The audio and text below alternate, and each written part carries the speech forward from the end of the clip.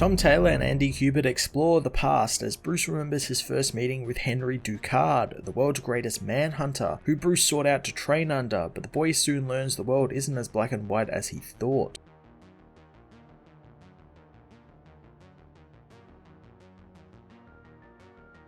Tom Taylor explores Batman's relationship with Ducard this issue in a great new way that pays tribute to some of the older Ducard stories, specifically the original first meeting back in 1989, utilizing parts of that story and expanding on it and modernizing it. Bruce constantly at odds with Henry and being tempted by the pull of money and fame that comes with the Manhunter life was pretty great, and it was great to see him actually learn certain tricks of the trade from this guy, like having a family around him and having people around him that he trusts, something Bruce is very apprehensive to do at the beginning, but as we know, he actually ends up doing. The issue was also a great showcase of Bruce's drive to do some good in the world and never resort to killing anyone or using a gun and wanting to stop that next gunman. While I really enjoyed all of that, I couldn't help but think this issue would have been better suited to being an issue focusing on equilibrium, since we still have very little idea of who the main villain of the book is and what their deal is, and we're at the halfway point of the series, and Ducard isn't some new character who needs a lot of explanation or reiteration, with the only exception to that being that maybe some new fans need to know who this character is. Andy Kubert again gives us some fantastic looking artwork, again giving us some really decent action sequences and lovely bold and sharp double page spreads. I also really love his old Bruce design, which we get to see a lot of this issue. It's so simple, and I love that you can see all the scars the man has over his body from the decades of being Batman. Batman the Detective issue 3 brought us to the halfway point of the series with an issue that explored Bruce and Henry's relationship and past, something that probably didn't need exploration and I think maybe should have been utilized for the actual villain of the book, Equilibrium, since we know very little about her at this point. I'm going to give this issue a 7.5 out of 10.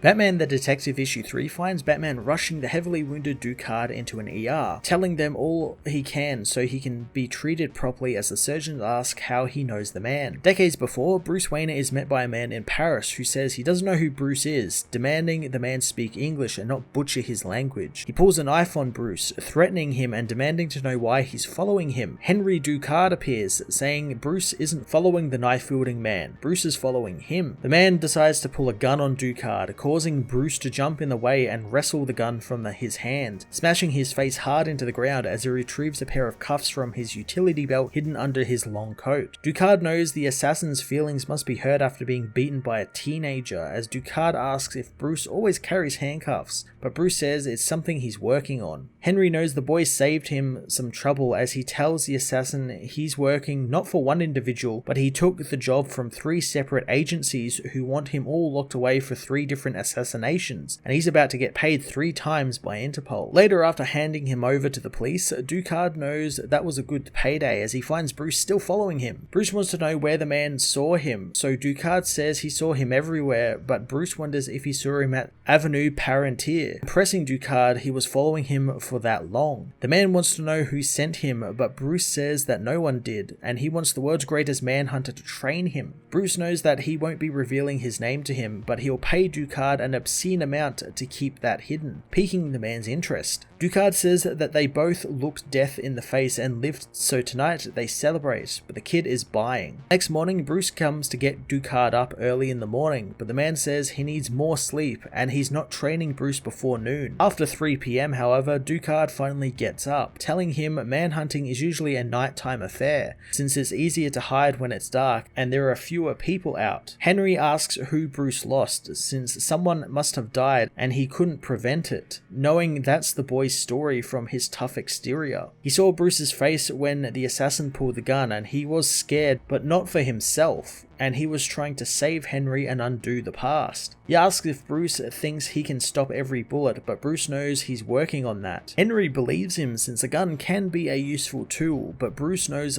lots of cowards seem to believe that. Over the next few months, Henry trains Bruce in his manhunting techniques, including how to follow people and even some forensic science before taking down some of the wanted criminals together. Henry delivers one of their targets to the police, passing him off to them along with a bottle of wine. Bruce Bruce is surprised he seems to know everyone, and Henri says he can't do this on his own and he needs friends, but Bruce says he doesn't have any. Ducard says that Bruce has him despite Bruce paying him a lot of money. Soon it's time for Bruce to go after a target alone, so choosing a file from Ducard's contacts, he goes after an accountant for 2 crime families. Bruce studies everything about his target as he follows the old man, but he gets too close to him and the old man manages to get the drop on him, knocking the boy out. The old man soon wakes Bruce up, demanding he tell him who the boy is working for, wondering if he's a contract killer or if he works for the police. Suddenly, Henri kicks in the door, catching the old man off guard and congratulating Bruce on a job well done. But Bruce knows this isn't his finest moment. Henri knows that he did great since he's been after this guy for months. The man wonders if they know what his employees will do to them when they find out, but Henri knows no one's going to tell him as he shoots the man in the head. Outraged, Bruce demands to know what Henri did as the man takes pictures of the body for confirmation. Henri tells him he was hired to kill the man and the kid knew who he was, but Bruce attacks him, but Henri easily knocks him down. Bruce says that he won't let him get away with this, and Henri demands he stop fighting against him, since he liked him, but he's way too intense. He knows whatever justice he thinks he deserves, he's not going to let it happen. Unhappy, he's making him do this. Henri disappears on Bruce, and that was the last time he ever saw him on his trip. Years later, Batman was called to track down a madman with a nuke in London, tracking the man into the subway systems, where he hears a gunshot. Racing into the maintenance rooms,